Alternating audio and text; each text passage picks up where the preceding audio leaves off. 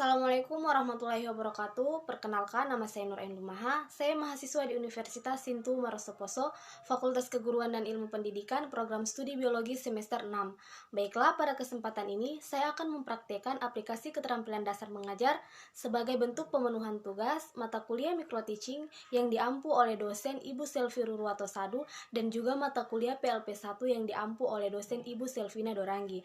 Ayo saksikan bersama video dari aplikasi keterampilan dasar mengajar yang telah saya buat. Warahmatullahi wabarakatuh. Waalaikumsalam warahmatullahi wabarakatuh. Bagaimana kabarnya hari ini? Baik. Sehat? Sehat. Alhamdulillah.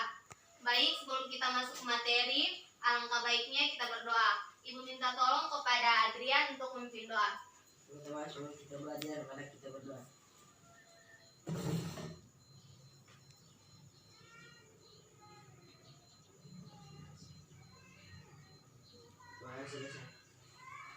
Baik, Ibu absen dulu. Abdul Rahman, Alia Artika, Adrian, Dini, Fatur, Nafila, Rahma. Baik, terima kasih. Karena minggu lalu kita sudah membahas materi tentang struktur sel. Ada masih ingat apa itu struktur sel? So, lupa pasti. Baik, pada hari ini kita akan membahas materi yaitu tentang jaringan tumbuhan.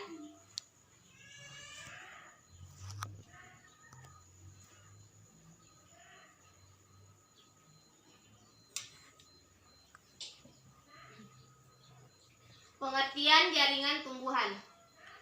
Tumbuhan memiliki struktur mikroskopis yang disebut jaringan.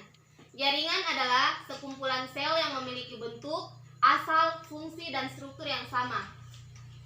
Jaringan pada tumbuhan pada dasarnya terbagi menjadi dua, yaitu jaringan meristem atau biasa disebut dengan embrional, dan jaringan permanen, biasa disebut dengan jaringan dewasa. Jaringan meristem terbagi menjadi primer dan meristem sekunder. Nah, sedangkan jaringan permanen terbagi menjadi jaringan epidermis, jaringan parenkim, jaringan penyokong, dan jaringan pengangkut. Sampai di sini paham? Kita lanjut. Yang pertama, jaringan meristem. Jaringan meristem adalah jaringan yang selalu tumbuh dan belum mengalami diferensiasi. Jadi, suatu tumbuhan dapat tumbuh karena adanya jaringan meristem. Yang pertama yaitu meristem primer. Meristem primer adalah jaringan meristem yang ada di ujung batang dan ujung akar. Fungsinya yaitu untuk melakukan proses pertumbuhan pemanjangan. Nah, jadi suatu tumbuhan akan tumbuh memanjang atau bertambah tinggi karena adanya meristem primer yang terdapat di bagian ujung tunas. Perhatikan gambarnya yang berada di bagian ujung tunas, ada di ujung batang dan juga di ujung akar. Seperti yang ada pada gambar di depan ini. Sampai sini paham? Oke, baik, kita lanjut. Yang kedua yaitu meristem sekunder. Meristem sekunder hanya ada pada tumbuhan dikotil dan gimnospermae. Yang berperan sebagai meristem sekunder adalah kambium dan kambium gabus. Fungsinya yaitu adalah untuk melakukan proses pelebaran. Nah, jaringan sekunder ini terdapat pada bagian akar dan juga batang. Selanjutnya jaringan permanen atau disebut biasa dengan jaringan dewasa. Jaringan permanen adalah jaringan yang sudah terdiferensiasi. Maksud terdiferensiasi yaitu adalah sudah terbentuk fungsi yang berbeda-beda dan juga struktur yang berbeda-beda. Kemudian jaringan permanen atau jaringan dewasa itu terbagi lagi menjadi 4. Yang pertama yaitu epidermis. Epidermis terbagi menjadi fungsinya yaitu melapisi seluruh bagian luar tubuh tumbuhan. Kemudian sebagai pelindung jaringan di dalamnya. Kemudian epidermis juga tersusun atas lapis sel hidup yang tersusun rapat-rapat. Sebagian termodifikasi menjadi stomata pada daun, duri semu, kutikula, dan lain-lain. Kemudian sebagian besar epidermis tidak mengandung klorofil, kecuali pada sel penjaga stomata di daun. Kemudian yang kedua yaitu jaringan dasar atau biasa disebut dengan parenkim. Jaringan dasar yang tersusun dari sel-sel hidup. Kemudian dia membentuk struktur morfologi dan fisiologi yang bervariasi. Terdapat di bagian akar, batang, daun, dan buah dengan vakuola berlimpah. Kemudian memiliki ruang antar sel sehingga letaknya tidak terlalu rapat. Pada dinding sel yang telah menebal terdapat celah plasmodesmata. Kemudian sebagian besar jaringan parenkim itu dia memiliki klorofil. Kita lanjut yang ketiga yaitu jaringan penyokong. Jaringan penyokong yaitu jaringan yang berfungsi untuk menguatkan tubuh tumbuhan.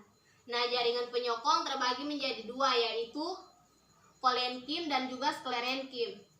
Di mana perbedaannya yaitu kalau kolenkim dia tersusun atas sel-sel hidup, sedangkan sklerenkim dia tersusun atas sel-sel mati.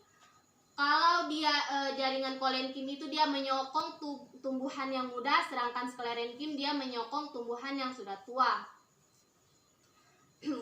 Kemudian kolenkim dia terjadi pembelahan di bagian sudut-sudut dinding selnya, sedangkan sklerenkim dia menebal di seluruh bagian dinding selnya. Pada dinding selnya, kolenkim mengalami penebalan di sudut-sudutnya saja, sementara sklerenkim menebal di seluruh bagian dinding selnya. Kemudian sklerenkim terbagi menjadi dua yaitu serat dan sklereid. Serat sklerenkim itu contohnya adalah pada sabut kelapa. Kemudian kalau sklereid contohnya adalah pada batok kelapa atau sel-sel batu yang terdapat di buah pir. Jadi kalau kalian makan buah pir itu ada kresek-kreseknya, itu namanya adalah sel batu. Sel batu itu adalah contoh dari sklereid. Nah, perhatikan gambar itu.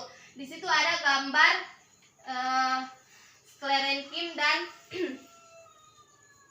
ada gambar kolenkim. Perhatikan kalau itu penebalan, kalau di gambar kolenkim dia terjadi pada sudut-sudut dinding selnya saja, sedangkan pada sklerenkim penebalannya lebih merata dan lebih tebal. Sampai di sini paham? Ada yang mau ditanyakan? Baik, kita lanjut yang keempat yaitu jaringan penguat. Jaringan penguat terbagi menjadi dua yaitu xilem dan floem. Nah, xilem dan floem ini mungkin sudah sering kalian dengar. Kalau xilem itu fungsinya dia mengangkut air atau garam mineral dari dalam tanah menuju daun. Ada yang tahu kenapa airnya dibawa ke daun? Tidak? Kenapa airnya dibawa ke daun? Karena di daun akan terjadi proses fotosintesis. Kemudian hasil fotosintesis tersebut akan diangkut oleh floem dari daun ke seluruh tubuh tumbuhan.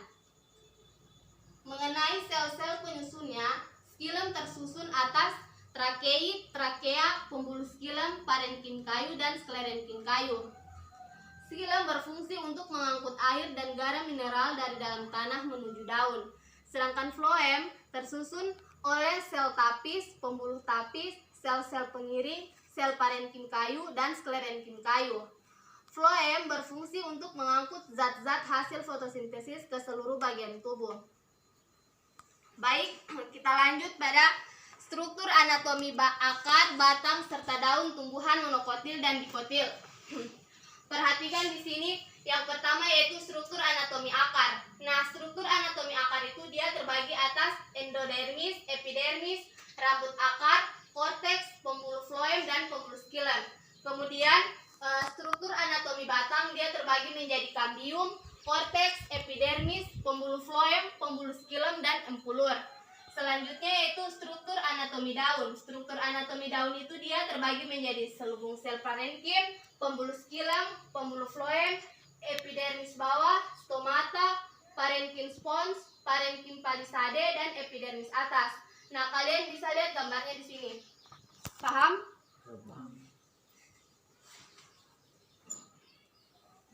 Baik, kita lanjut yaitu tentang tumbuhan monokotil dan tumbuhan dikotil. Coba Rahman bacakan Ibu, apa itu tumbuhan monokotil? Itu di atas. Ini nih, tumbuhan monokotil. Sampai di mana? Sampai di kelipatannya, baca. Oke, kita lanjut. Tumbuhan monokotil itu dia merupakan tumbuhan yang memiliki biji berkeping satu. Sementara tumbuhan dikotil merupakan tumbuhan yang memiliki biji berkeping dua. Jadi kalian bisa bedakan kalau tumbuhan monokotil itu dia tumbuhan yang memiliki biji berkeping satu. Sedangkan dikotil dia merupakan tumbuhan yang memiliki biji berkeping dua. Nah, adapun ciri-cirinya yaitu kalau tumbuhan monokotil, ciri-cirinya sistem akar serabut, pertulangan daun sejajar, dan bunga berjumlah 3 atau kelipatannya. Sedangkan tumbuhan dikotil dia memiliki ciri-ciri sistem akar tunggang, pertulangan daun menyirip, dan bunga berjumlah 4 atau 5 atau kelipatannya. Kita lanjut, perbandingan struktur anatomi akar monokotil dan dikotil. Yang pertama yaitu akar monokotil. Akar monokotil itu letak xilem dan floem berselang-seling, tidak memiliki kambium, memiliki empulur yang luas dan sebagai pusat akar. Sedangkan pada akar dikotil, letak xilem di bagian dalam dan floem di luar dengan kambium sebagai pembatas, memiliki kambium dan memiliki empulur yang sempit. Sedangkan perbandingan struktur anatomi batang monokotil dan dikotil, yang pertama yaitu akar monokotil. Akar monokotil itu dia pembuluh angkut, xilem dan floemnya tersebar, tidak mempunyai jari-jari empulur, dan tidak memiliki kambium vaskular. Kemudian akar dikotil, pembuluh angkut, xilem dan floem teratur, dan kambium sebagai pembatasnya, kemudian mempunyai jari-jari empulur, dan memiliki kambium vaskular. Sampai di situ ada yang mau ditanyakan? Baik, karena tidak ada yang mau ditanyakan, untuk tugasnya minggu depan, Ibu mau kasih tugas. Kalian bagi satu kelompok itu 2 orang. Kemudian tugasnya itu tentang mengidentifikasi jaringan penyusun organ pada berbagai tumbuhan. Tugasnya itu kalian mencari informasi mengenai jaringan penyusun organ pada tumbuhan dikotil dan monokotil. Informasi tersebut atau tugas tersebut bisa kalian peroleh dari buku-buku referensi maupun dari internet. Selanjutnya kalian buat karya tulis sederhana tentang jaringan penyusun organ tumbuhan tersebut. Dikumpulkan minggu depan, kemudian dipresentasikan. Habis dipresentasikan di depan kelas, baru dikumpulkan sama ibu. Paham? Paham. Sampai sini ada yang mau ditanyakan? Iya. Oke, baik. Cukup sekian materi kita pada hari ini. Ibu ucapkan terima kasih kepada kalian yang telah hadir. Sekedar mengingatkan, untuk minggu depan kita akan membahas materi yaitu tentang jaringan hewan. Jadi di rumah jangan lupa belajar tentang jaringan hewan, supaya minggu depan ibu masuk kita lebih baik lagi belajarnya. Baik, ibu ucapkan terima kasih. Wassalamualaikum warahmatullahi wabarakatuh. Waalaikumsalam.